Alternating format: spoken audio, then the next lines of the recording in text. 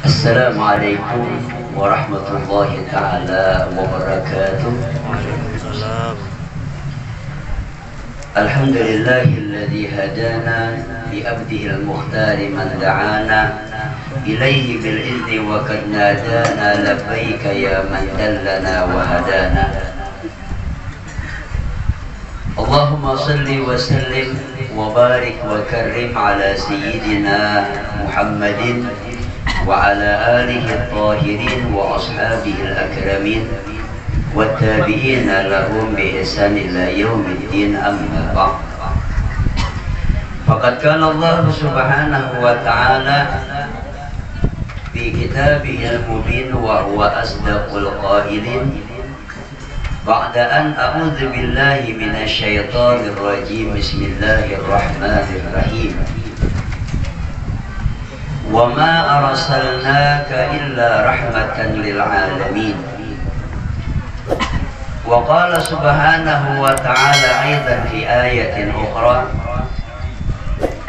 qul bi fadlillahi wa bi rahmatihi fabidzalika falyafrahu wa khairum mimma yajma'un. Qala nabiyyuna Muhammad sallallahu alaihi wasallam, innama ana rahmatun muhdah. Wa qala sallallahu alaihi wasallam aidan, man a'zama maulidi faqad ahabbani wa man ahabbani kana ma'i fil jannah. Sadaqallahul azim wa sadaqa rasuluhun nabiyyul karim wa nahnu ala dhalika minasyahidin wa syakirin. Yang sama-sama kita muliakan para alim ulama, guru-guru agama, tokoh masyarakat, pemuka-pemuka kampung, hadirin dan hadirat yang dimuliakan oleh Allah Subhanahu wa ta'ala. Kembali pada detik sekarang ini Allah Subhanahu wa ta'ala memuliakan kita, memuliakan kaki kita untuk melangkah ke tempat yang di dalamnya dimuliakan akan nama Nabi besar Muhammad sallallahu alaihi wasallam.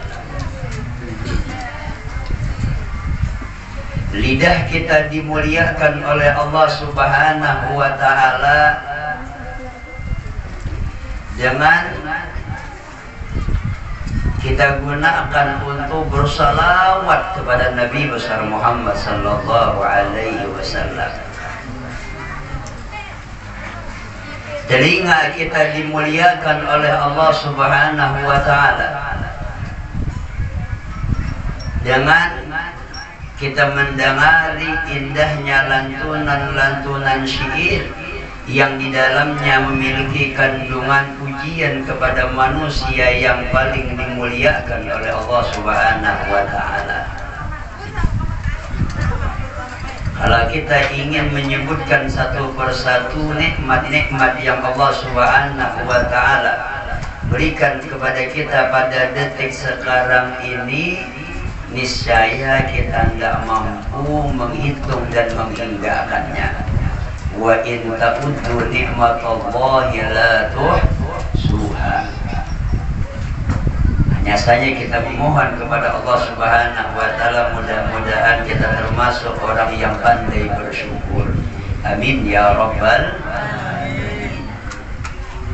Salawat dan salam juga tidak henti-hentinya kita haturkan kepada baginda kita Nabi besar Muhammad sallallahu alaihi wasallam. Sekalipun dari awal ini majelis kita telah bersalawat, di awal ini majelis kita telah mengucapkan akan salam kepada Nabi Ahmad, Nabi Muhammad sallallahu alaihi wasallam. Tetapi lewat kita memperbanyak salawat, karena kita punya keyakinan dan punya keinginan. Apa keinginan kita? Adalah al-qurbah minal habibir rahman. Kita ingin dekat dengan kekasih Allah Subhanahu wa Ta'ala yang bernama Ar-Rahman.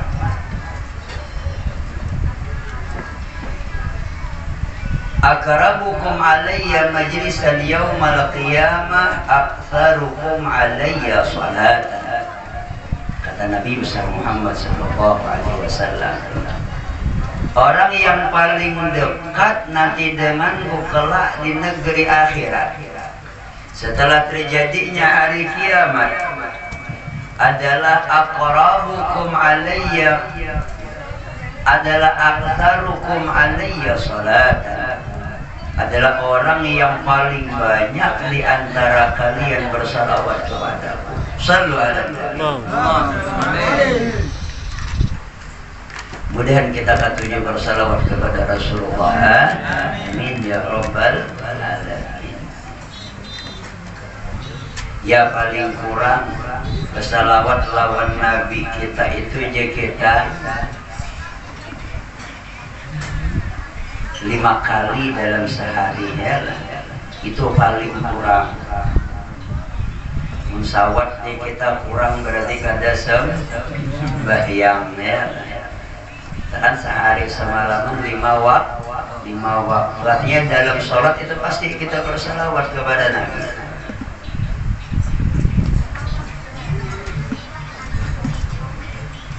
Kemudian selain kita bersyukur kepada Allah, bersalawat kepada Rasulullah, kita juga berterima kasih kepada kelompok atau bahagian yang ketiga, yaitu dari jenis manusia daripada jenis kita sendiri.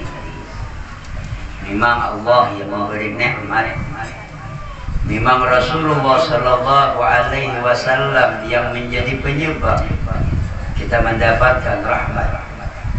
Tetapi dalam aturan Allah Subhanahu Wa Taala dalam kehidupan dunia, Allah Subhanahu Wa Taala menjalankan asbab zahir, yaitu Allah jadikan sekelompok manusia menjadi sebab sampainya nikmat tersebut, menjadi sebab terhubungnya kita dengan rahmat tersebut, yaitu pada detik sekarang ini marilah kita sama-sama berterima kasih kepada sahibul bait atau tuan rumah, yang mana dia mengorbankan sebahagian hartanya, dia sisihkan untuk kehidupan kelak, untuk kebahagiaan di akhiratnya, lewat membuktikan kecintaannya kepada baginda kita Nabi besar Muhammad sallallahu alaihi wasallam, lewat perayaan yang mereka bikin pada detik sekarang ini. Kemudian dia undang kita, dia sarwani kita, dia kumpulkan kita. Ini nikmat-nikmat yang kita dapat, keistimewaan yang kita hasilkan. Kita tidak bisa tutup mata. Kesemuanya juga adalah bimizani khairati sahibil bait, akan dicatat oleh Allah Subhanahu Wa Taala di dalam pembukuan kebaikan daripada tuan rumah. Karenanya kita berkumpul.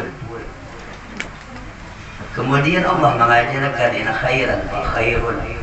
Jika orang lain berbuat baik, hendaklah kita membalas kebaikan dengan kebaikan. Jadi mudah-mudahan kita hanya bisa mendoakan, mudah-mudahan apa-apa yang dihajatkan oleh tuan rumah dikabulkan oleh Allah Subhanahu Wa Taala. Urusannya dimudahkan oleh Allah Subhanahu Wa Taala, dan begitu pula mudah-mudahan hajat kita semua juga dikabulkan oleh Allah Subhanahu Wa Taala. Amin ya rabbal alamin. Di dalam peringatan Maulid Nabi besar Muhammad sallallahu alaihi wasallam, yang di dalamnya ada cerita, bahkan dalam setiap pembacaan daripada Maulid, syair, puji puji-pujian yang kandungannya adalah cerita yang menerangkan keistimewaan Nabi, yang menerangkan akan keagungan Rasulullah sallallahu alaihi wasallam. Allah Subhanahu wa taala menegaskan akan fungsi dan tujuan daripada sebuah cerita. Kata Allah dalam ayat suci Al-Qur'an, wa kullan naqussu 'alaika min amba'ir rusuli ma nusabbitu bihi fu'adak. Tujuannya apa? Nusabbitu bihi fu'adak. Lewat cerita Allah Subhanahu wa taala ingin menguatkan hati engkau wahai Muhammad. Allah ingin menguatkan hati kita.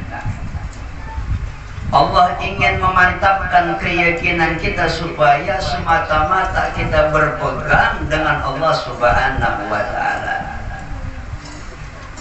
Kalau orang berkutik dengan Allah, makanya dalam ayat-ayat suci Al-Quran juga sering dibacakan ketika peringatan Maulidur Rasul, yang seperti ayat tadi yang dibacakan oleh qari kita, yang mana di penghujung itu ayat, beberapa ayat selanjutnya, beberapa ayat setelahnya, wala tuti'il kafirina wa da'adahum wa tawakkal 'ala Allah. Wahai Muhammad, janganlah engkau patuhi orang-orang keinginan orang-orang kafir, keinginan orang-orang munafik. Memang apabila engkau tidak mematuhi keinginannya, tidak meluruskan apa yang dimaksud mereka, mereka tidak mustahil akan menyakiti oleh engkau. Tapi kemudian Allah kembali menegaskan, wa ta'adzahum wa tawakkal 'ala Allah. Bila mereka menyakitimu, ketika kamu tidak melakukan apa yang mereka inginkan, wa ta'adzahum wa tawakkal 'ala Allah. Tinggalkan, jangan engkau balas kejahatan mereka dengan kejahatan. Jangan engkau balas keburukan mereka dengan keburukan. Wa ta'adzahum wa tawakkal 'ala Allah. Dan hendaklah engkau bertawakal kepada Allah Subhanahu wa taala. Ini contoh yang dicontohkan oleh Rasulullah sallallahu alaihi wasallam. Ini cerita. Makanya Nabi besar Muhammad sallallahu alaihi wasallam, kehidupan Nabi kulluha ajab. Semua kehidupan Rasulullah sallallahu alaihi wasallam semuanya indah, semuanya istimewa.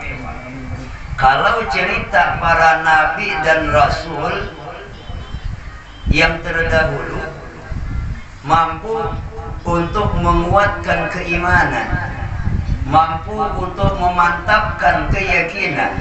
Coba bayangkan, ini nabi-nabi terdahulu, ini rasul-rasul terdahulu, yang mana semua nabi, semua rasul pun tidak akan diciptakan oleh Allah Subhanahu wa taala kalau bukan karena berkat nabi kita, kalau bukan karena berkat rasul kita, kalau bukan karena berkat pemimpin kita, kalau bukan karena berkat imam kita Nabi besar Muhammad sallallahu alaihi wasallam. Kalau cerita mereka sedemikian rupa memiliki kemuliaan dan keistimewaan, lalu bagaimana kalau kita membaca, bagaimana kalau kita memperdengari cerita kehidupan Nabi besar Muhammad sallallahu alaihi wasallam. Sallu ala Nabi wa salli wa sallim alaihi. Pasti tarikan magnet untuk mendorong kita kepada kebaikan sangat kuat. Pasti pengaruh untuk menguatkan keyakinan dan mempertebal keimanan kita jauh lebih kuat. Kenapa? Ini Sayyidul Mursalin, ini Imamul Anbiya wal Muttaqin, pimpinan daripada segala para nabi, para rasul, para orang-orang yang bertakwa kepada Allah Subhanahu wa taala. Mudah keimanan kita dikuatkan oleh Allah Subhanahu wa taala. Amin ya rabbal alamin. Apalagi kan dalam Al-Qur'an ditegaskan, tilka rusulu faddalna ba'dahum ala ba'di. Tiap nabi, tiap rasul itu satu dengan yang lain kami lebihkan, kata Allah, daripada yang lainnya. Arti itu sudah aturan Tuhan. Kadang-kadang nabi ini lebih hebat daripada nabi itu, rasul ini lebih hebat daripada rasul itu.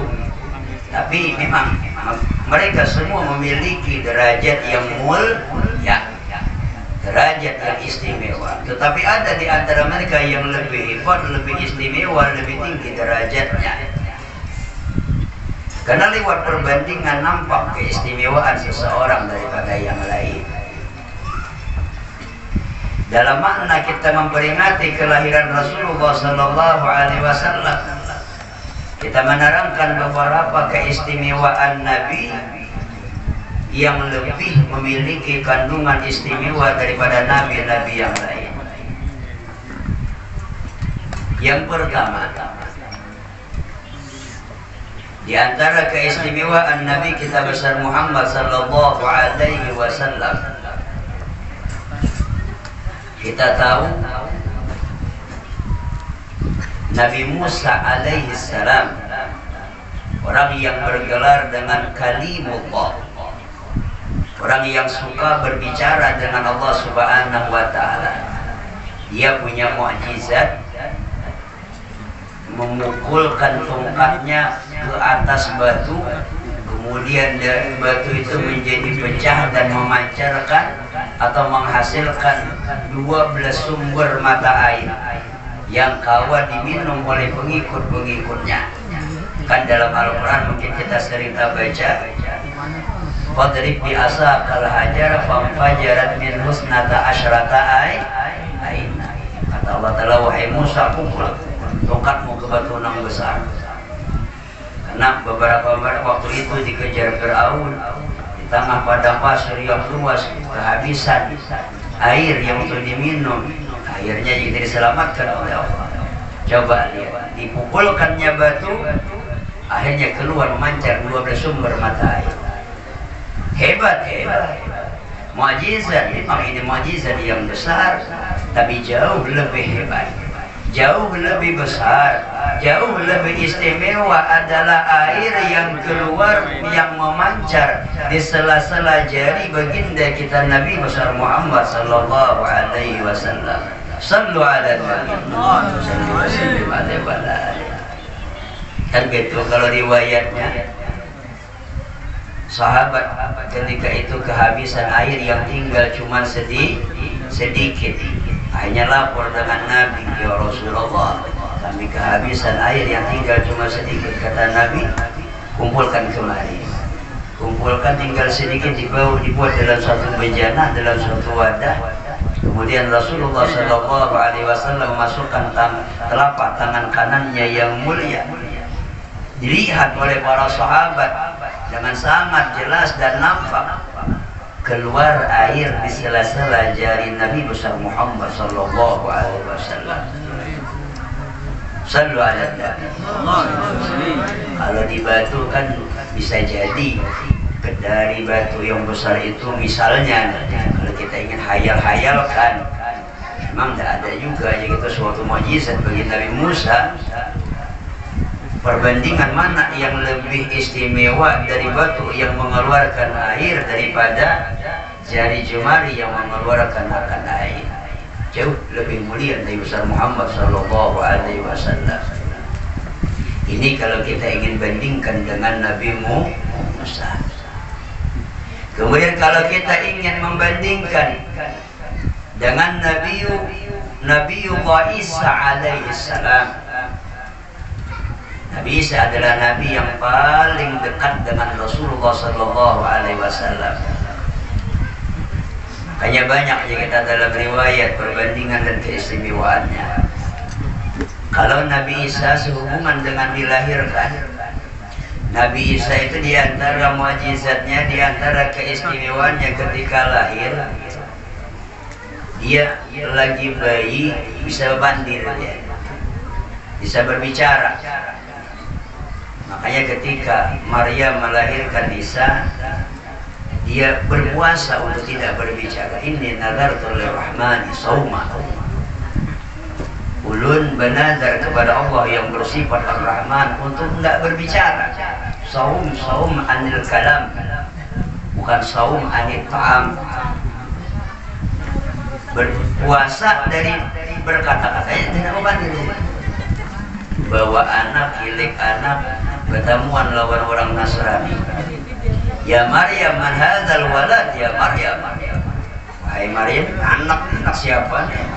Kawin kada ya, balaki kada, sarubong kada suah batajak, timbul ngilik anaknya lagi. Maryam mengisyarat dengan tangannya. Bahasa kitanya takuni seorang melawan anaknya. Takuni seorang. Ya Maryam, bagaimana kami berbicara dengan orang yang baru lahir? Kata Maryam, bisa. Pokoknya takuniha bahasa kita ya. Benar ngalih juga nih berpandir lawan orang nanda berbicara di sulit. Ini ada rumusnya juga sekalinya. Kayak kawan kita malam tadi ada hari Alimanis dari Palembang, dari Jakarta, acara di Sungai Malang kita. Setelah ada acara di daerah kota kecil kita nanti silaturahmi ke majelis beliau, ke tempat yang beliau misi. Rupanya waktu itu ada orang yang misu ya. Luar biasa ya kita. Allah Subhanahu wa ta'ala kita kagum. Allah Subhanahu wa ta'ala senantiasa memberikan kemudahan dan jalan. La yukallifullahu nafsan illa wus'aha. Hanya bahasanya dengan isyarat. Kalau kita paham yang mengerjakan mana kita bahasa kayak Anda ngerti tidak paham dia kita. Mana kuri siapa ngaran dia kawannya jauh mana kita tak kawan. Rahmat yang luas dari Allah Subhanahu wa ta'ala, anugerah yang luas dari Allah Subhanahu wa ta'ala. Kembali jadi kayak Nabi Isa jadi kita bicara orang Nasrani ayo kami takut nih. Tujuannya ingin mengolok-olok Maryam, ibu daripada Nabiullah Isa alaihissalam. Kalau berucap, ya gulam, man anta ya gulam, wahai bayi yang kecil, siapa engkau? Lalu dengan fasihnya Nabi Isa berkata, ana Abdullah, atani al-kitab, wa ja'alani nabiyyan, wa ja'alani mubarakan aina ma kuntu. Kata Nabi Isa, ana Abdullah, ulun adalah hambanya Allah. Wa ja'alani nabiyyan, dan Allah menjadikan ulun seorang nabi. Wa ja'alani mubarakan aina ma kuntu, dan Allah menjadikan ulun penuh berkah dimanapun ulun berada. Yang ingin kita garis bawahi sebagai bentuk perbandingan dengan Nabi besar Muhammad sallallahu alaihi wasallam kedua. Kata Nabi Isa, ana Abdullah, saya adalah hambanya Allah. Nabi Isa menampakkan sifat kehambaannya dengan perkataan, diistilahkan dengan bahasa Arab namanya maqal, berucap. Yang kedua yang kita garis bawahi, dia mengkhabarkan akan kenabiannya, berhabar dengan orang Bani Israil, lawan orang Nasrani. Wa ja'alani nabiyyan, Allah menjadikan ulun sebagai seorang nabi. Berarti dia mengkhabarkan akan kenabiannya. Dia menampakkan sifat kehambaannya dengan maqal, yakni perkataan, dan dia menampakkan sifat kenabiannya dengan penghabaran, yakni al-ikhbar. Lalu bagaimana Nabi kita besar Muhammad sallallahu alaihi wasallam ketika dia ingin menampakkan sifat ubudiyahnya, sifat kehambaannya, dan bagaimana bentuk kerasulan dan kenabian Nabi besar Muhammad sallallahu alaihi wasallam. Sallu ala Nabi. Rasulullah sallallahu alaihi wasallam ketika lahir, Nabi kita itu langsung sujud biar tersungkur di hadapan kebesaran Allah. Sebagaimana tadi dalam rawi dibaca ialah wada'atil habibah sallallahu alaihi wasallam sajidan syakiran hamidan ka'annahul badru fi tamami. Nabi kita langsung sujud. Nabi tidak berkata anak Abdullah, enggak ya. Tapi Nabi langsung sujud, meletakkan dahi ke tanah, menampakkan sifat kehambaan. Nabi menampakkan sifat kehambaan dengan perbuatan, lalu diistilahkan dalam bahasa Arab namanya al-fi'al. Fi'al itu dari fi'il, ya, fi'al perbuatan. Kemudian ketika Rasulullah SAW lahir, memancar cahaya yang terang benderang sampai menerangi seluruh bumi, penjuru bumi, timur, selatan, barat, utara. Sampai-sampai mama Nabi berkata, ketika aku melahirkan putraku Muhammad bin Abdullah, aku melihat memancar cahaya sangat terang, sampai-sampai aku melihat pohon bulu unta yang ada di kota Basrah. Itu jadi isyarat, kata ulama, para guru-guru kita, bahwasanya agama Islam akan masuk ke kota Syam lewat Basrah, akan masuk ke negara Syam lewat jalur Basrah. Isyarat risalah, isyarat kenabian akan sampai ke sana. Berarti bisa disimpulkan kerasulan Nabi adalah dengan cahaya yang diistilahkan dengan anwar.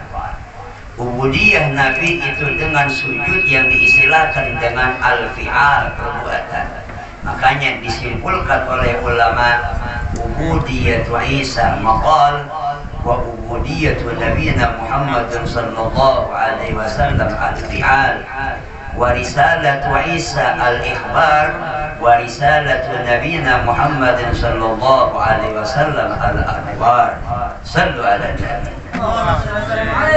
Terakhir kita ambil satu lagi keistimewaan. Memang kalau kita ingin menyebutkan satu persatu perbandingan Nabi kita dengan nabi-nabi yang lainnya tidak mampu kita bilang sangat banyak. Kenapa? Karena semua kehidupan Nabi istimewa. Mulai dia dilahirkan sampai dia wafat. Bahkan sebelum jauh-jauh Nabi Adam diciptakan, Nabi sudah memiliki keistimewaan yang luar biasa. Terakhir, kita juga tahu dan sering mendengar akan bahwasanya di antara mukjizat Nabi Isa itu bisa menghidupkan orang yang mati.